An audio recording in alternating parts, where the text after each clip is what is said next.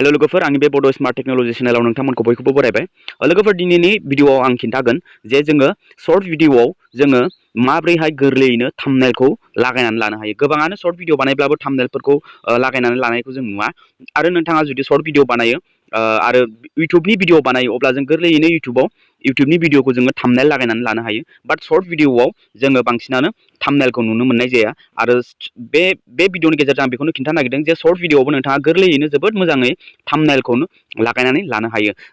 वाइटि studio एप्लिकेशनाव thumbnail लागायनायनि अपसन गैया। Short भिडिअआव दंब्लाबो गिदिर थाम्बनेलसो जायो, ओमफ्राय क्रप जानानै मोजाङै नुवा।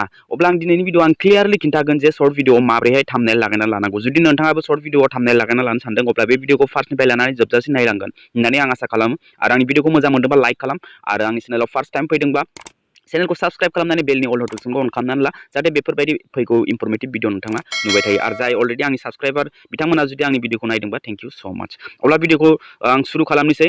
जोङो गोबां शर्ट भिडिअ जों नुनो मोननाय जायो, बाट बेयाव जोङो थाम्बनेलखौ जोङो नुनो मोननाय जाया। अके, अब्ला आङो खिन्थानोसै थाम्बनेलखौ शर्ट भिडिअ माबोरैहाय लागायो।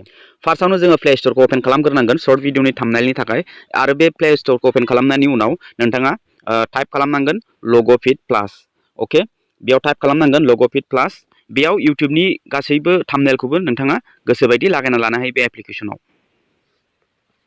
अके, लग' फिट प्लास नैबे एप्लिकेसनानो नोंथाङा नायनो हागोन। बे एप्लिकेसनखौ नोंथाङा डाउनलड खालामनानै लाबानो जाबाय। आङो बेयाव अलरेडि डाउनलड दंखायो, आरो बेयाव आङो बे एप्लिकेसनखौ आङो अपेन खालामगोन।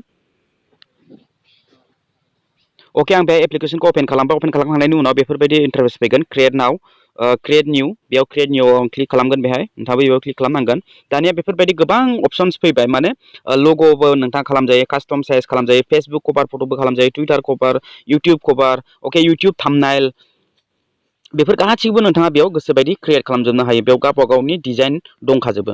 अके, बेफोरबायदि साइज फैबाय। अब्ला नोंथाङा मा खालामनांगोन, नैबे पस्टाराव नोंथाङा क्लिक खालामनांगोन। नैबे पस्टाराव, अके, बेयाव पस्टार दङ। इउट्यूब थाम्बनेलबाथाय नैबेयाव क्लिक खालामनांगोन। इउट्यूबनि लग'बाथाय बेयाव क्लिक खालामनांगोन। नोंथांनि हिसाबाव नोंथाङा मानि सोमोन्दै नोंथाङा बानायनो सानदों, थाम्बनेल, लग', जिखुनु। अके, अब्ला बेफोरबायदि इन्टारेस्ट फैनायनि उनाव नैबेयाव पस्टार दङ। बे पस्टाराव नोंथाङा खनसे क्लिक खालामनांगोन। बेयाव क्लिक खालामनानै बेफोरबायदि अलरेडि माबाफोर फैखागोन, बेफोरबायदि फैखागोन। जुदि नोंथाङा बेयाव बिनि डिजाइनखौ होनो सानदोंबा नोंथाङा बिनि डिजाइनखौ होनो हागोन, बाट नोंथाङा गुबुन होनो हायोबा गुबुनखौबो होनो हायो। अब्ला आङो मा खालामगोन, बेयाव ब्लेंकआव क्लिक खालामगोन। बेयाव थाखानायखौ आं होला, ब्लेंकआव आं क्लिक खालामगोन। क्लिक खालामनाय लोगो लोगो बेफोरबायदि इन्टारफेस फैबाय।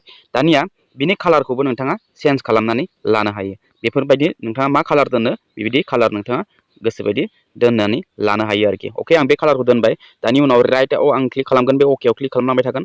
दानिया आङो टेक्स्टखौ आं लिरगोन। अके, टेक्स्ट लिरनो ना मा नोंथाङा लग' होनो, लग' होयोबा बे केमेरायाव क्लिक खालामनानै नोंथाङा बेयाव क्लिक खालामनानै नोंथाङा गेलारिनिफ्राय फटक सेलेक्ट खालामनानै लानांगोन आरोखि। अके, आं बेयाव मोनसे फटक सेलेक्ट खालामनि।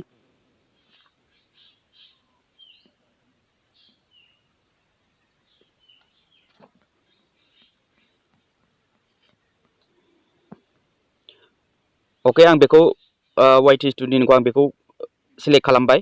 दानिया आं बेखौ क्रप खालामसै एसे फिसायै। अके, आं बेयाव क्रप क्लिक खालामबाय। क्लिक खालामनानै बेफोरबायदि इन्टारफेस फैबाय। बेफोरबायदि इन्टारफेस फैनायनि उनाव आं दानिया बेखौ बेहाय आङो गेजेराव दोनगोन। अके, बेखौ गेजेराव दोनबाय। गेजेराव दोननानै आं बेयाव लिरगोन, जेनेबा हमनानै ला मोनसे आङो टाइप खालामसै।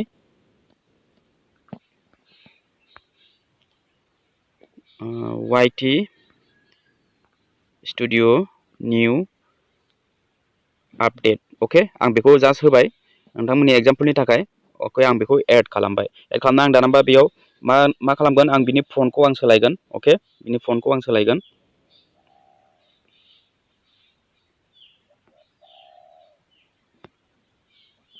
अके, बिनि फन्टखौ आं बेखौ सोलायबाय, बेखौ होबाय आङो। होनानै आं बिनि कालारखौबो आं चेन्ज खालामगोन।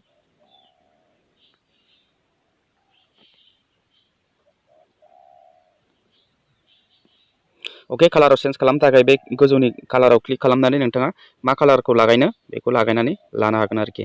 अके, आं बेफोरबायदि बे कालारखौ दोनबाय। दोननानै आङो अके खालामबाय। अके खालामनानै आं बिनि बेकग्राउन्डखौबो आङो स्लाइडलि बेफोरबायदि होनानै दोनसै।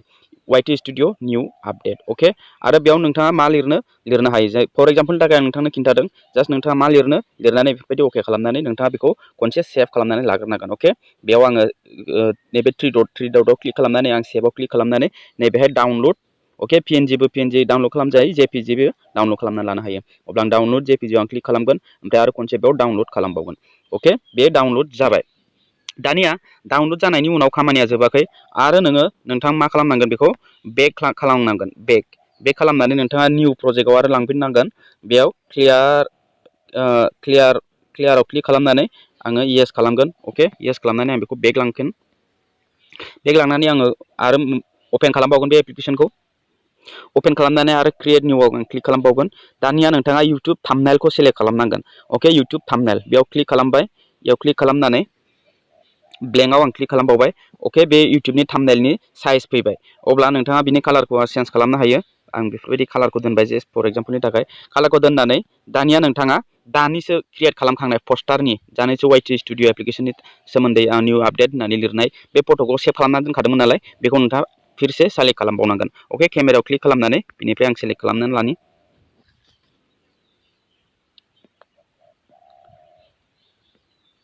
अके नैबे बेखौ आं सेलेक्ट खालामबाय नोंथाङा क्रपबो खालामना लानो हायो बिनियाव अके आं बेखौ सेलेक्ट खालामबाय सेलेक्ट खालामनानै आं बेखौ क्रप खालामबावबाय खनसे क्रप खालामनानै दानिया आङो बिनि गेजेरावनो एकदम सेन्टाराव होनांगौ लोगोफोर बिनि एकदम डाइरेक्ट सेन्टाराव बिनि सेन्टाराव खोलैनांगोन बेखौ अके बिनि ओरै जिङावबो दोननो मोननाय नङा आरो बिनि ओरै जिङावबो दोननो मोननाय नङा आरो बेखौ बाराद्राय गिदिरबो खालामनाङा जास्ट जेरै दं ओरैनो बिनि सेन्टाराव नोंथाङा दोननांगोन आरोखि अके आं बेयाव सेन्टाराव सेलेक्ट खालामनानै बेयाव आं बेफोरबायदि दोनबाय एकदम प्रपारलि सेन्टाराव अके बिदि सेन्टाराव दोनबाय दोननानै दानिया नोंथाङा बेखौ सेभ खालामनानै आरो लाबावदो अके सेभ बेखौ डाउनलड जेपिजिआव सेभ खालामबाय आङो सेभ खालामनानै बेखौ सेभ खालामनानै लाबाय दानिया आं मा खालामगोन वाइटि स्टुडिअखौ अपेन खालामनांगोन अके बेहाय आं वाइटि स्टुडिअ अपेन खालामबाय वाइटि स्टुडिअ अपेन खालामनायनि उनाव नैबेहाय कन्टेन्टआव आं क्लिक खालामगोन बेहाय कन्टेन्टआव क्लिक खालामनाय लोगो लोगो आंनाव सर्ट्स नैबे सर्ट्सआव क्लिक खालामनांगोन बे सर्ट्सआव आं जुदि नोंथांनाव भिडिअ बानायदोंब्ला बे सर्ट्सआव क्लिक खालामनांगोन बे सर्ट्सआव क्लिक खालामनाय लोगो लोगो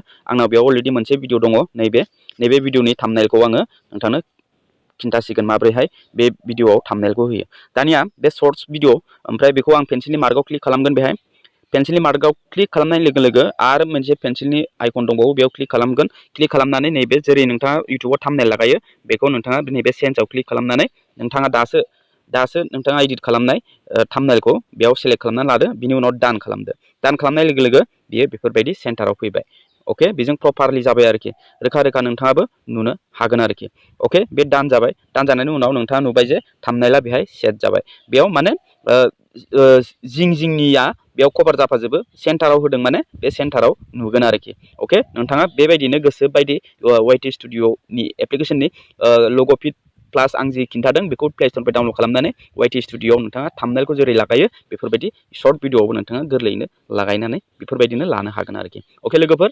भिडिअआ बेखिनियावनो भिडिअखौ मोजां मोनदोंबा लाइक खालाम अब्ला लोगो मोनगोन next video tata bye bye and take care